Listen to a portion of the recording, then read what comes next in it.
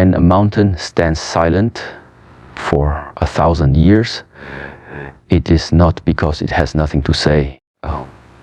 It is because it waits for the moment when even the wind dares not speak. The stillness is not weakness. It is not absence. It is preparation. In the same way, the days leading to July 7, 2025 have carried with them a weight of silence that many have misunderstood. They thought nothing was happening because they saw no movement. But in the deeper layers of existence, something ancient was aligning. The hearts of the sincere have felt it, even if they could not name it. A quiet urgency, a vibration in the soul, a restlessness that called not for action, but for attention.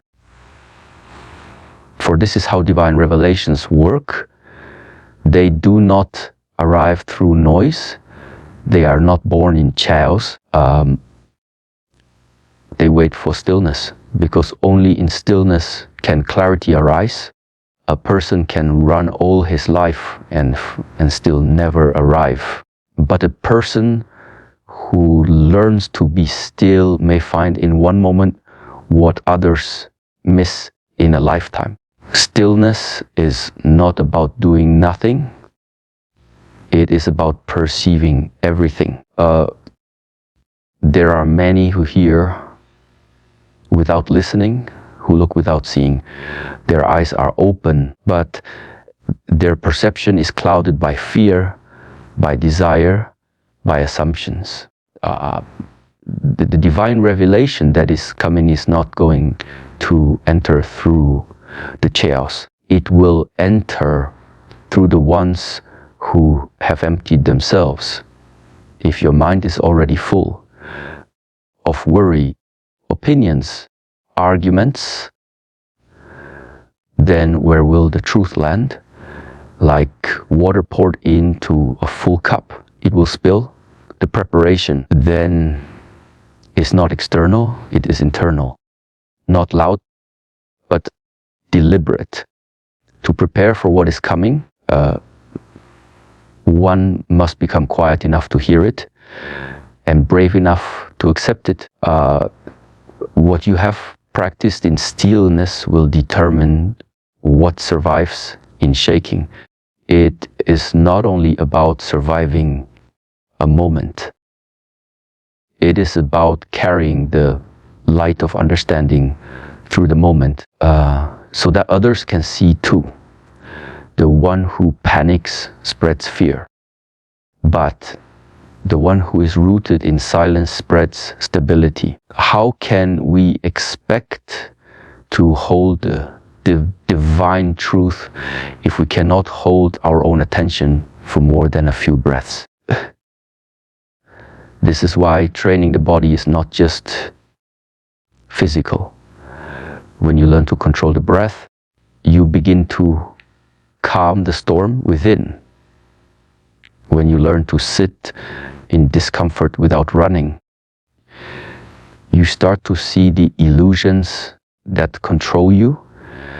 And when you learn to observe without reacting, truth reveals itself.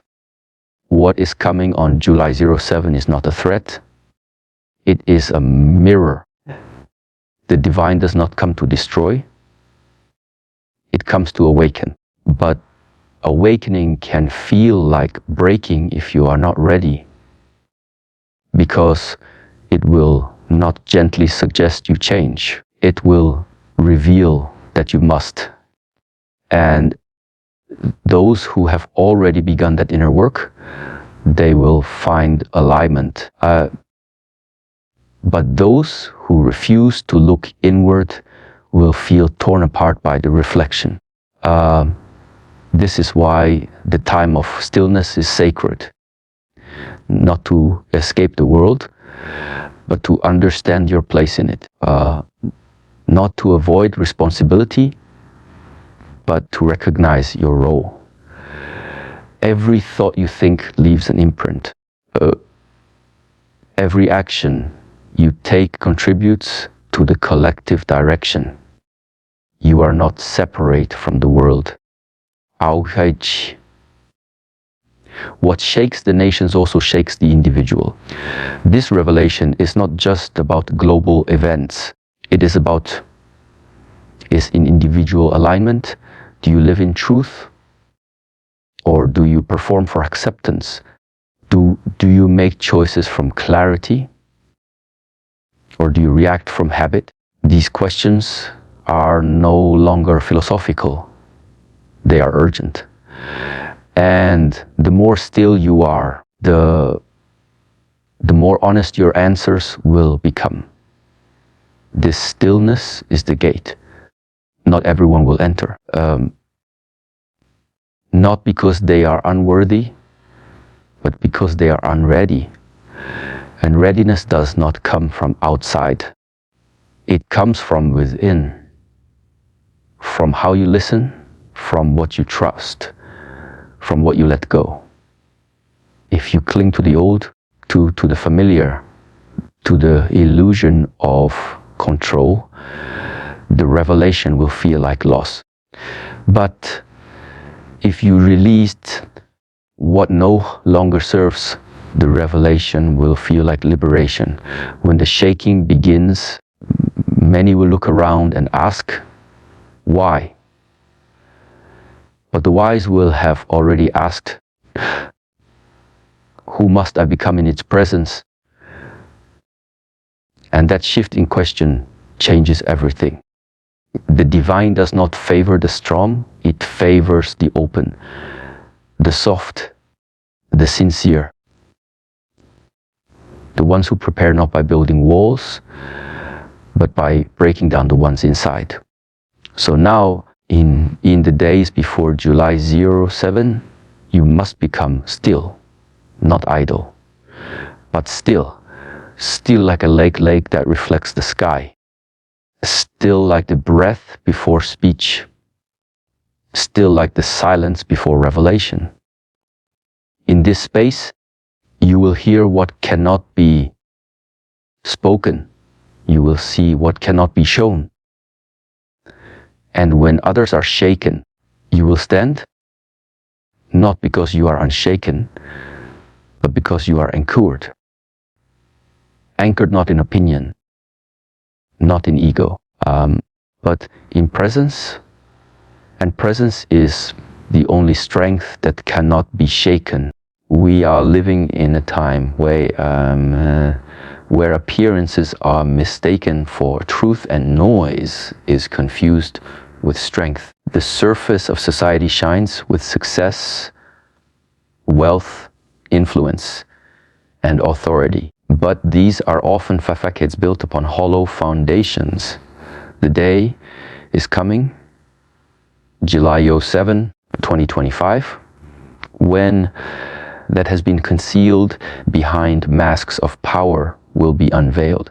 The collapse that approaches is not only of governments or economies, but of the illusions individuals have clung to. The divine revelation will not destroy what is true.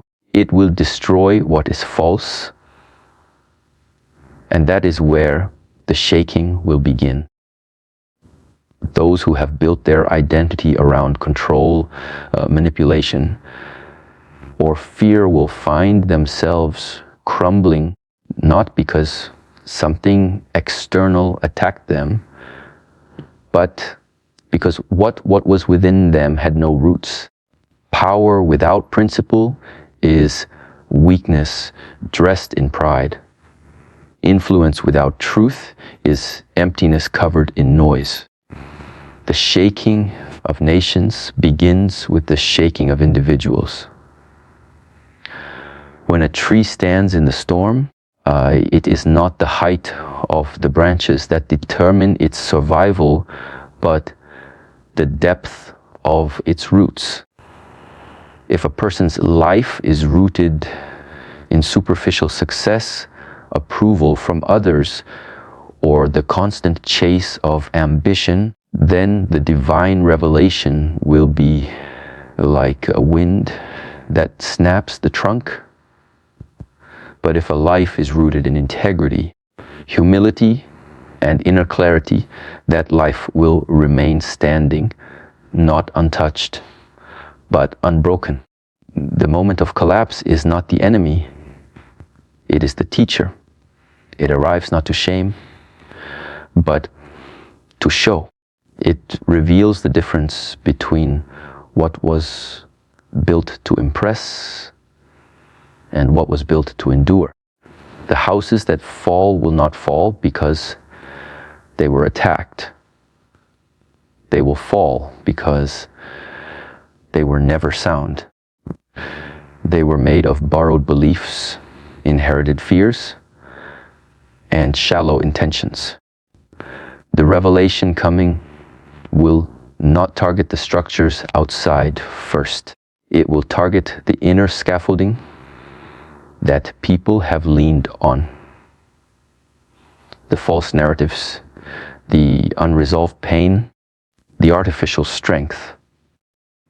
And in doing so, it will create an invitation to rebuild, not with image, but with essence. The collapse is not final. It is transformative, but only for those who are willing to see it as such. For others, it will feel like punishment. This is why so many will resist. Because the human ego prefers the comfort of deception over the discomfort of awakening. But awakening is now unavoidable. No wall is high enough to block it. No system is clever enough to contain it.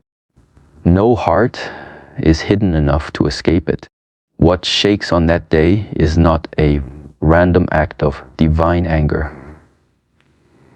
It is a precise alignment, a calibration of the human world back into harmony with higher truth. And harmony cannot coexist with hypocrisy. So it will collapse. Leaders who speak of justice but act in secrecy. Institutions that claim to serve but feed on division. Individuals who wear the mask of spirituality but are chained by greed. All of it will be exposed, and in that exposure, the world will begin to see what it truly values. This is the purpose of the revelation, to remove what cannot stand, so what remains can grow. But it must begin with the individual. No one can control what happens to nations, but each person can decide how they respond to the revelation within. Do you run from the mirror, or do you stand and face it? Do you hide behind your role, your identity, your reputation? Or do you allow yourself to be reshaped, reformed, refined? There is no shame in breaking if the break leads to awakening. And there is no honor in holding strong to a lie. The strength of the future will not be measured by weapons, followers, or wealth. It will be measured by purity of heart, clarity of mind, and discipline of soul. These are the new pillars. These are the unshakable foundations. And those who begin now, in silence, in sincerity, in secret transformation, they will carry a light when others are blind. The collapse of false strength is not to be feared. It is to be welcomed, for it clears the space needed for true strength to emerge, a strength that does not need to shout, a strength that does not demand recognition, a strength that walks with calm, even when the world is on fire. This is the kind of strength the revelation will nurture in those who are ready. And the sign of readiness is not how much you know, but how deeply you are willing to let go. Let go of the need to prove. Let go of the desire to control. Let go of the stories you've told yourself to avoid change. On July 7th, 2025, the revelation will not just shake the nations. It will divide the inner world of each person. And in that division, clarity will rise. What is not aligned will fall away. What remains is what always was. It was just buried under the noise. Now, the silence returns. And in that silence, truth will be heard. Not spoken loudly, but known deeply. Those who collapse will not be abandoned, but they will be invited to rise, this time not with borrowed strength, but with awakened presence. This is the blessing hidden in the shaking. And this is the hope that follows the collapse.